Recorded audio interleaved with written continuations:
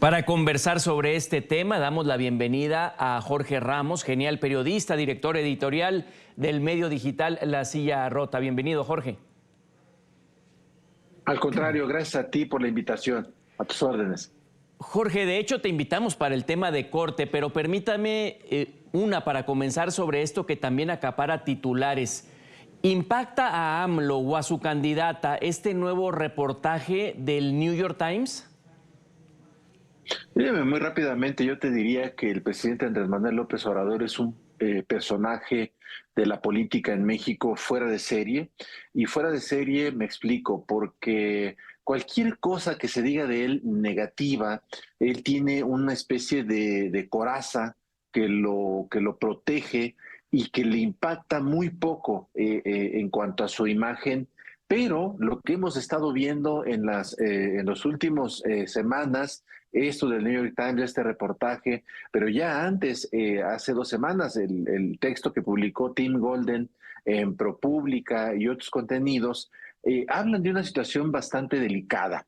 Más allá de que haya elementos reales o no, la verdad es que han ocurrido una serie de hechos que llaman la atención. Por ejemplo, muy al inicio del sexenio, uno de los hijos del Joaquín El Chapo Guzmán, Ovidio, había sido detenido en Culiacán por parte del ejército mexicano y por instrucciones del propio presidente López Obrador, según él mismo lo confesó, fue liberado. El argumento fue para no generar un baño de sangre, pero lo liberaron. Y eso, hay que decirlo, generó una situación de crispación dentro de las Fuerzas Armadas. Luego ocurrió otro acontecimiento que llamó mucho la atención, y fue que una de las múltiples, porque ha ido muchas veces a la tierra del Chapo Guzmán, en Badiraguato, en Sinaloa, aquí hacia el norte de México, ha ido muchas veces a esa población y en una de esas ocasiones, igual muy al inicio del sexenio, saludó personalmente a la madre del Chapo Guzmán, quien recientemente falleció. Luego, hace un par de años, un político que ya falleció también, pero que ha sido muy influyente y que al final estaba aliado al partido de López Obrador, que es Porfirio Muñoz Ledo, él había hecho un señalamiento muy concreto de que había presuntos nexos del narcotráfico con el gobierno de López Obrador. Y por esos mismos días, Francisco Labastida Ochoa, que fue candidato presidencial en el 2000, el primer derrotado del PRI, a la presidencia de la República, y que es de Sinaloa, del estado donde es el Chapo Guzmán y el cártel de Sinaloa, él también señaló que había indicios, así lo dijo él, que había indicios una posible vinculación del crimen organizado, del narcotráfico, con Andrés Manuel López Obrador. Así que esto que se está revelando hoy es muy preocupante. No sabemos hasta dónde es la profundidad de esto, y también había que decirlo, si es un mensaje de los halcones de Estados Unidos o es un mensaje de Estados Unidos, de parte de quién. Pero lo que sí es un hecho es que los medios, el New York Times, ProPublica, pues son medios muy acreditados y de una probada independencia. Así es que esto habría que tomarlo con muchas reservas, porque el impacto sí, yo considero que es demoledor, y dados los antecedentes que he mencionado, es muy preocupante. Tiene una coraza, dices, Jorge. Justo vemos que alguna decena de simpatizantes de AMLO se manifestaron enfrente del New York Times, allá en la ciudad de la Gran Manzana. Entonces, respetuosamente interveníamos. Pareciera que no es si es respetuoso o no. Saldívar con Calderón acusaba presiones, acá son respetuosas sugerencias. Esto es ilegal en una democracia al menos. ¿Cuál es la gravedad de la confesión? Fíjate que Arturo Saldívar es un personaje, un abogado que era litigante antes de llegar a la corte, propuesto por Felipe Calderón, al que ahora golpea cada vez que puede, y lo mismo el presidente de la República. Pero eso hace mal, un mal ministro que haya sido propuesto por Felipe Calderón. Yo creo que no, yo creo que eso no hace un mal ministro. Yo creo que lo que hace mal ministro a Arturo Saldívar fue haber entregado la Suprema Corte y la presidencia de la Corte a el gobierno del presidente Andrés Manuel López Obrador. Había un grupo en donde había gente cercana a Saldívar y gente cercana a Palacio Nacional que revisaban semanalmente revisaban los casos que le interesaban al gobierno de México y pues ahí se daba lo que Saldívar confiesa de manera tímidamente, sí, había diálogo entre poderes. No, la verdad es que incluso hay un personaje muy importante de apellido Alpizar, al que se le ha señalado, incluso ya hay algunos libros que señalan que este personaje tenía cierta, por decirlo de algún modo, presión hacia los magistrados, hacia jueces en la toma de decisiones que tenían sobre casos que preocupaban al gobierno de la República. Esto no ocurría antes, seguramente sí ocurría, pero lo que sí llama la atención es que este gobierno, particularmente López Obrador, cuando llegó él y tomó posesión no fue en su toma de posesión, fue en un discurso en el Tribunal Electoral donde él dijo que él no iba a tener ni halcones ni palomas mensajeras hacia los otros poderes, particularmente el Poder Judicial. Y la verdad es que no tenía ni halcones ni palomas mensajeras. Él mismo se encargaba de dialogar con Arturo Saldívar. Arturo Saldívar, por cierto, que fue quien le había concedido al presidente de la República la posibilidad de extenderle 2 años más su presencia en la Corte. ¿Qué pasó? Que era una situación absolutamente anómala, totalmente inconstitucional, que se cayó por esa misma razón.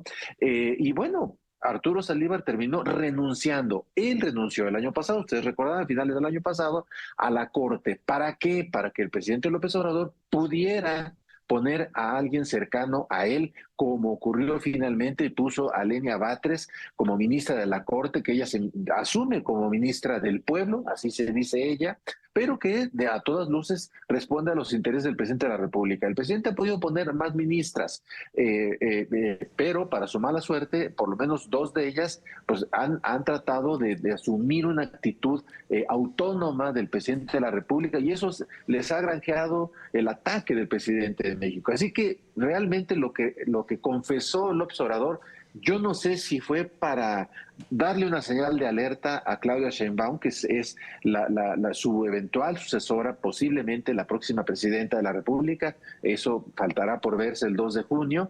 Yo no sé si es una señal de alerta a ella, yo no sé si quiere debilitar a Arturo Saldívar, yo no sé si el presidente está enojado porque Saldívar ha dicho que no está de acuerdo en la propuesta que mandó el presidente para que los ministros, jueces y magistrados del Poder Judicial sean electos por voto directo, entre otras cosas. Yo no sé por qué razón el presidente confesó lo que confesó, pero es a todas luces inaceptable. Sí, navega con esta bandera de inocente, pero las cosas creo que las hace con mucha intencionalidad. ¿Puede trascender a lo anecdótico o sí un conflicto de interés llamado Saldívar a declarar bajo alguna denuncia? No, yo creo que no va a ocurrir absolutamente nada. El presidente de la República tiene control pleno y absoluto de el fiscal general de la República. Tampoco creo que esté en el ánimo de la oposición hacer algún tipo de enjuiciamiento en el poder legislativo. El presidente intentó, porque así fue, y lo hemos corroborado, lo hemos publicado, el presidente intentó desaforar a un ministro de la Corte, Eduardo Medina Mora, un personaje oscuro, difícil, muy difícil de defender.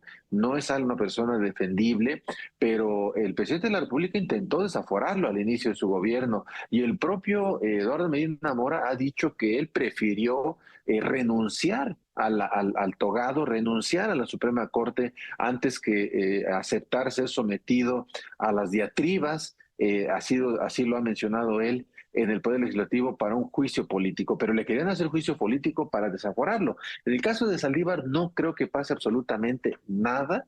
No pasará de una escaramuza muy penosa y la verdad, muy lamentable para un expresidente de la Corte. ¿Cuál es el alcance de la declaración en su intervención en la mañanera? Porque hay frases como, cuidado con esto. Se sugiere que intervino para decisiones.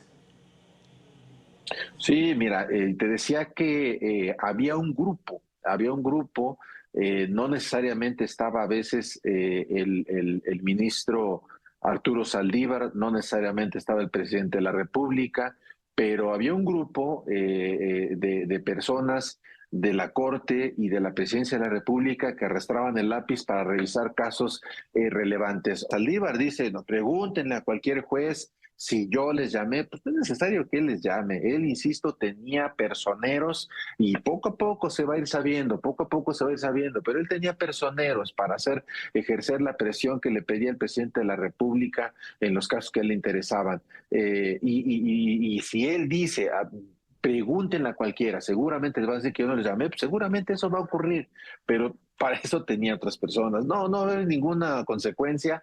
Lamentablemente, considero yo, ojalá y me equivoque, pero no habrá ninguna consecuencia de estas confesiones que hicieron tanto el presidente de la República como el propio Arturo Saldívar. Última, hace unos días metió unas iniciativas, unas propuestas de reforma. Con ellas se va inclinando a que se difumine la línea ahí, que debe ser clara, de la separación de poderes. Esto, por ejemplo, que el pueblo elija a los ministros. Fíjate que la gravedad, desde mi punto de vista, radica en la intención, más que en lo que pueda ocurrir. La iniciativa no va a prosperar. Voces de expertos, el propio Saldívar ha dicho que no está de acuerdo en el planteamiento. También entiendo que dentro del equipo de Claudia Sheinbaum no están de acuerdo en el planteamiento. Así que desde mi punto de vista, lo preocupante es la intención, lo preocupante es lo que quisiera, lo que trasluce que le gustaría ver o cómo le gustaría ver al Poder Judicial. Eso es lo preocupante. Pero la buena noticia es que el sexenio está por acabarse. No le quedan más de 7, 8 meses. El sexenio está por acabarse. Aquí en México las presidencias son sexenales y no le veo futuro. Seguramente la oposición pues, no va a avalar estas iniciativas y no va a pasar nada. Lo inquietante, insisto, es el tufo de qué es lo que quisiera ver y qué es lo que deja, insisto, lo que exhibe la intención de las iniciativas que, insisto, no les veo futuro. Ahí el análisis, siempre atentos a este referente que es la silla rota. Jorge, mil gracias por tu tiempo en NTN 24. Hasta pronto. No, hombre, al contrario, gracias a ustedes y un saludo a la audiencia.